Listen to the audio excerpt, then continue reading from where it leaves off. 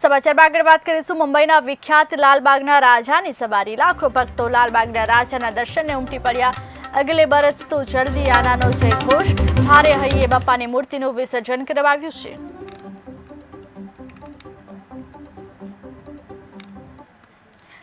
મહારાષ્ટ્રના નાયબ મુખ્યપ્રધાનના ઘરે પૂજા આરતી કરવામાં આવી। ગણેશજીની ઉત્તર પૂજા અને આરતી કરવામાં આવી।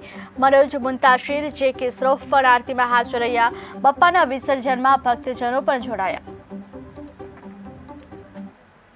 રાજ્યમાં ઠેર ઠેર ગણપતિ વિસર્જનના કાર્યક્રમનું આયોજન કરવામાં આવ્યું। ભારે હૈયે બાપાને વિદાય આપવામાં આવી। ઢોલ નગારા સાથે વાજતે ગાજતે બાપાને વિદાય આપી છે। વિદાયમાં મોટી સંખ્યામાં ભક્તજનો જોડાયા। ગણપતિ વિદાયમાં ગરબાની રમઝટ જામે છે। ગણપતિ બાપાને ફૂલોથી સજાવવામાં આવ્યા છે। જામખંભાળિયા માર્કેટ યાર્ડની ચૂંટણીનું આયોજન સતત બીજા વર્ષે ચેરમેન તરીકે ચંદુબા જાડેજા બિનહરીફી જતા જાહેર થયા છે। જોકે બિનહરીફી જતા બનતા દબદબો યથાવત રહ્યો। 16 સભ્યોની ઉપસ્થિતિમાં ચૂંટણી યોજાઈ હતી। આજરોજ ખંભાળિયા માર્કેટિંગ યાર્ડના ચેરમેનની ચૂંટણી યોજવામાં આવેલ। આ ચૂંટણી જિલ્લા રજિસ્ટ્રાર શ્રીના અધ્યક્ષસ્થાને યોજવામાં આવેલી હતી। કુલ અમારા માર્કેટિંગ યાર્ડના ચૂંટાયેલા 16 સભ્યો પૈકી તમામ 16 સભ્યો હાજર હતા। રજિસ્ટ્રાર સાહેબ તરફથી દરખાસ્ત માંગવામાં આવતા માત્ર એક જ ચંદુબા પ્રતાપસિંહ જાડેજાની દરખાસ્ત ભીખુભા દજુભા જાડેજાએ અને એને ટેકો જયંતિભાઈ નકુમે આપેલ હતો।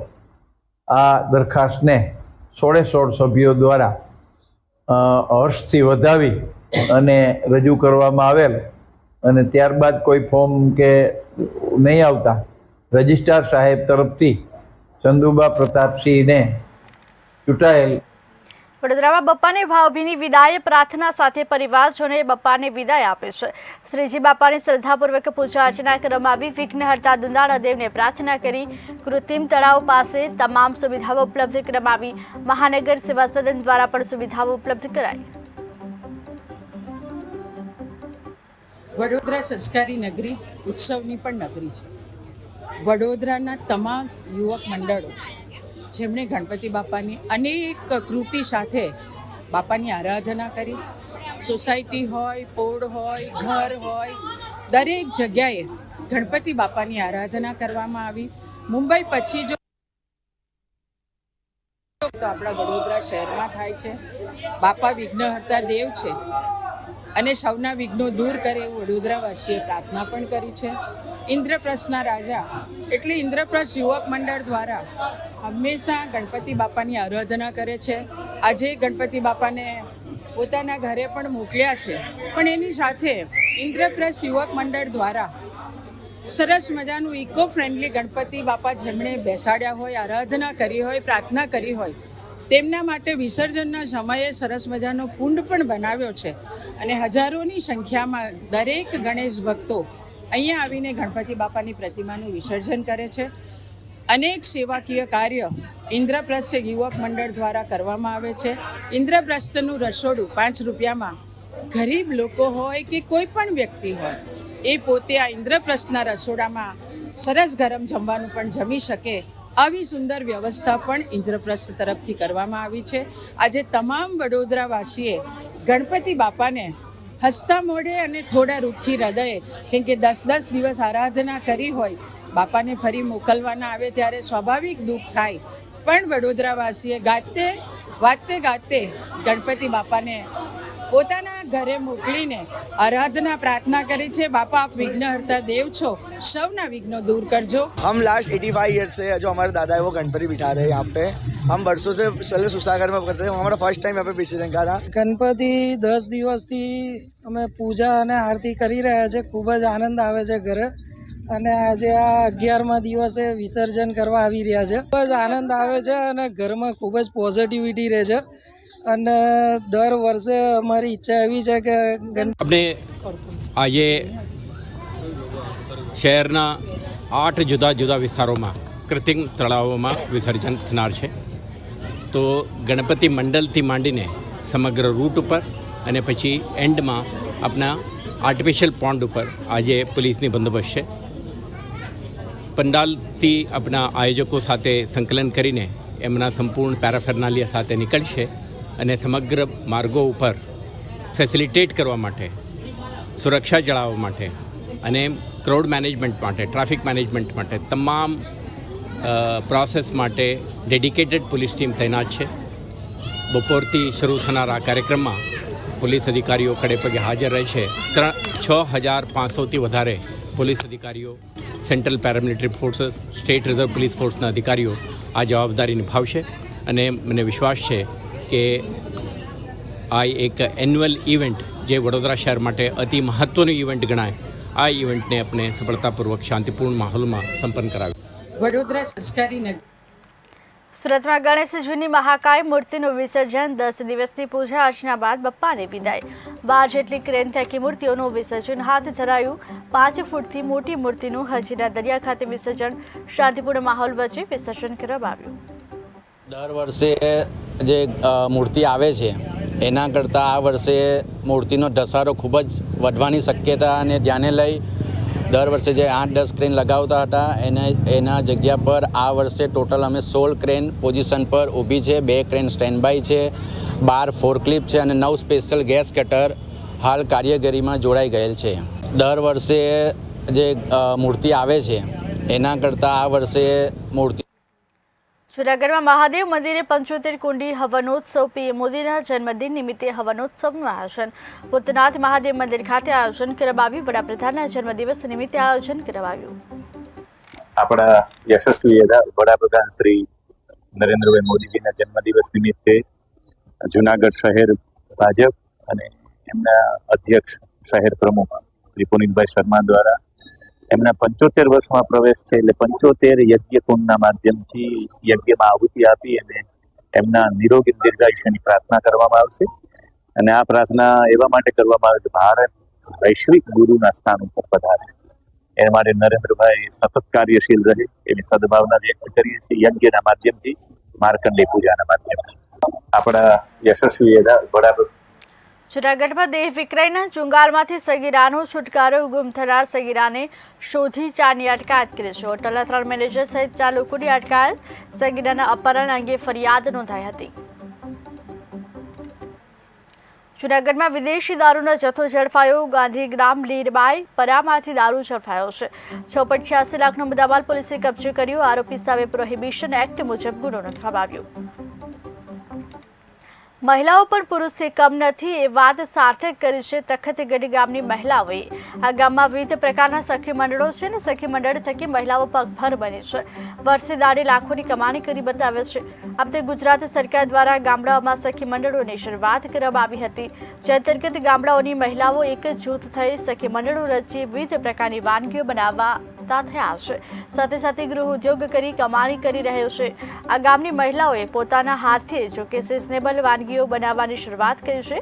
કેટલીક મહિલા તો દરરોજ વિવિધ પ્રકારની વાનગીઓ બનાવે છે. તે મોહનથાળ, ટોપરા પાક, ખજૂરના લાડુ સહિત વિવિધ વાનગીઓ. તો ફરસાણમાં પાપડી, સૂકી કચોરી, ભાખરવડી, ગાંઠિયા સહિત અનેક વાનગીઓ બનાવવામાં આવે છે. આ ઉપરાંત વેસ્ટમાંથી બેસ્ટ પણ બનાવે છે, જેમાં પાઉચ, મોતીના હાર, મહિલાના પાકેટ સહિતની વસ્તુઓ બનાવે છે, જેના કારણે મહિલાઓ વાર્ષિક 50,000થી 1.5 લાખ સુધીની આવક મેળવે છે. સારી એવી આવક પણ ઊભી કરી શકે છે. તખતગઢ મહિલા મંડળની પ્રમુખ છું. અમારા તખતગઢ ગામની અંદર બહેનો વિવિધ પ્રકારની પ્રવૃત્તિઓ કરે છે અને પોતે આત્મનિર્ભર થાય છે. પોતાનો કુટુંબનો પરિવારનું ભરણ પોષણમાં પોતાના હસબન્ડને મદદરૂપ થાય છે. જેવી કે મોતીકામ, ભરતકામ, પછી વેસ્ટમાંથી બેસ્ટ સાડી, જો વેસ્ટ આમ જૂની થઈ ગયો તેમાં ચણિયાચોરી બનાવે છે, પર્સ બનાવે છે, એવી વિવિધ પ્રકારની પ્રવૃત્તિઓ બહેનો કરે છે. 450 જેટલી બહેનો સખી મંડળમાં જોડાયેલી છે. એમાં 10 મંડળો અમારા ગૃહ ઉદ્યોગમાં જોડાયેલી છે બહેનો, અને અનેક જુદી જુદી પ્રવૃત્તિઓ કરે છે. દાખલા તરીકે બાગાયત કિચન ગાર્ડનિંગની તાલીમ અમને સખી મંડળમાં બહેનોને આપવામાં આવી હતી.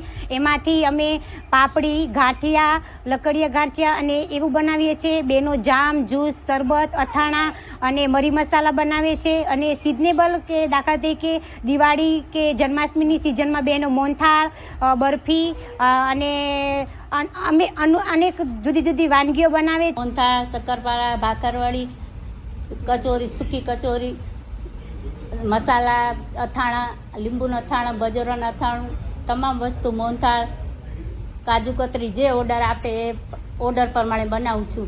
ગણેશ સખી મંડળ તરીકે આ હું ગૃહ ઉદ્યોગ 10 બહેનો અમે ગૃહ ઉદ્યોગ કરી છીએ ઘરે બેઠે, ને આ મારું વેચાણ બહુ સારામાં સારું છે. પાપડી, ગાંઠિયા, લકડિયા ગાંઠિયા, મોળા ગાંઠિયા અને મોળી પાપડી, એ મારે લગભગ મહિનાનું 25. કોડીના સોમનાથ હોર્સ્ટેક હાઈવે પર અકસ્માત, ટ્રેક્ટર અને બોલેરો પિકઅપ વચ્ચે અકસ્માત થયો છે. પ્રાસલી ગામ નજીક અકસ્માતની ઘટના સર્જાઈ. પિકઅપમાં સવાર 4 લોકો ઇજાગ્રસ્ત થયા. ઇજાગ્રસ્તોને હોસ્પિટલમાં ખસેડવામાં આવ્યા. ભાવનગરમાં મીટરમાં આગ લાગતા અફરાતફરીનો માહોલ. હલુરિયા ચોક પાસેના એપાર્ટમેન્ટનો બનાવ બન્યો છે. પીજીવીસીએલની ટીમ તાત્કાલિક દોડી આવી. સાથેમાં એપાર્ટમેન્ટમાં મીટરમાં આગ લાગી. વીજ લાઇન બંધ કરી આગ પર કાબુ મેળવાયો.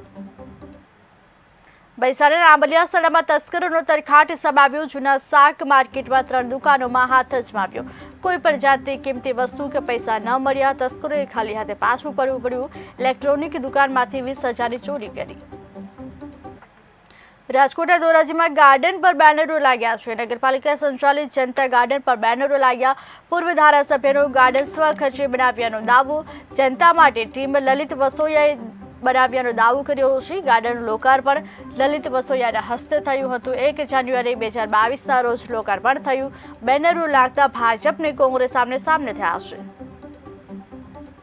અમદાવાદમાં બોગસ પાસપોર્ટ મામલે યુવકની ધરપકડ. બોગસ પાસપોર્ટ આધારે અમેરિકાથી અમદાવાદ આવ્યો. એરપોર્ટ પરથી આણંદના અલ્પેશ પટેલની ધરપકડ. યુપીના મુસ્લિમ યુવકના પાસપોર્ટના આધારે આવ્યો હતો. અમેરિકામાં 24 વર્ષ રહ્યા બાદ અમદાવાદ આવ્યો. ગ્રીન કાર્ડ મેળવવા બોગસ પાસપોર્ટ બનાવ્યો. નકલી પાસપોર્ટ કેસમાં એરપોર્ટ પોલીસે ધરપકડ કરી છે. આરોપી અલ્પેશ પટેલ નામનો વ્યક્તિ છે, જે આણંદનો રહેવાસી છે, જે 2001માં પોતાના ભારતીય મૂળ પાસપોર્ટના આધારે ગોટેમાલા થઈને મેક્સિકો બોર્ડર ક્રોસ કરીને યુએસ ખાતે ગયેલ અને ત્યાં ઘણા વર્ષો રહ્યા બાદ 2017માં તેને સપના પટેલ નામની છોકરી સાથે પરિચય થયો. તેની સાથે મેરેજ કર્યા અને તેના પત્ની જે છે તે યુએસનું ગ્રીન કાર્ડ ધરાવે છે. હાલ તેના 2 બાળકો છે અને 14 તારીખના રોજ આ આરોપી પટેલ જે છે યુએસથી બનાવટી પાસપોર્ટના આધારે ભારત ખાતે પરત આવેલ અને જેમાં ઇમિગ્રેશન ઓફિસર જે છે તેઓએ આરોપી પટેલનો પાસપોર્ટ સિસ્ટમમાં ચેક કરતાં જણાઈ આવેલ કે જે પાસપોર્ટ આધારે આરોપી પટેલ જે છે ભારત ખાતે પરત આવેલ છે. જે પાસપોર્ટ લખનઉ પાસપોર્ટ કચેરીથી કોઈ મોહમ્મદ મસરૂર નામના વ્યક્તિને ઇસ્યુ થયેલ છે અને જે ગુમ થયેલ છે અને લોસ્ટ બતાવેલ છે. એટલે જેના આધારે ઇમિગ્રેશન ઓફિસરે એરપોર્ટ પોલીસ સ્ટેશનમાં બનાવટી પાસપોર્ટ આધારે આરોપી પટેલ ભારત ખાતે પરત આવેલાની ફરિયાદ આપેલ છે, જેની તપાસ ચાલુ છે. દિલ્હીના નવા મુખ્યમંત્રી બન્યા આતિશી કેજરીવાલે આતિશીના નામનો પ્રસ્તાવ મૂક્યો હતો. દિલ્હીને ફરી એકવાર મહિલા મુખ્યમંત્રી મળ્યા છે. આ ધારાસભ્ય દળની બેઠકમાં નિર્ણય કરવામાં આવ્યો. કેજરીવાલ સરકારમાં 14 મંત્રાલયો આતિશી પાસે છે, ત્યારે મહિલા મુખ્યમંત્રી મળ્યા છે. આ ધારાસભ્ય દળની બેઠકમાં નિર્ણય કરવામાં આવ્યો છે. ગુજરાતમાં વધુ એક વરસાદી રાઉન્ડની શક્યતા. હવામાન નિષ્ણાતની વધુ એક આગાહી. 24 સપ્ટેમ્બરની આસપાસ વધુ એક રાઉન્ડ આવી શકે છે. રાજ્યમાં વરસાદના વધુ એક રાઉન્ડની શક્યતા. ઉત્તર, મધ્ય, દક્ષિણ ગુજરાતમાં પણ શક્યતા. સૌરાષ્ટ્રમાં પણ ધોધમાર વરસાદ પડી શકે છે.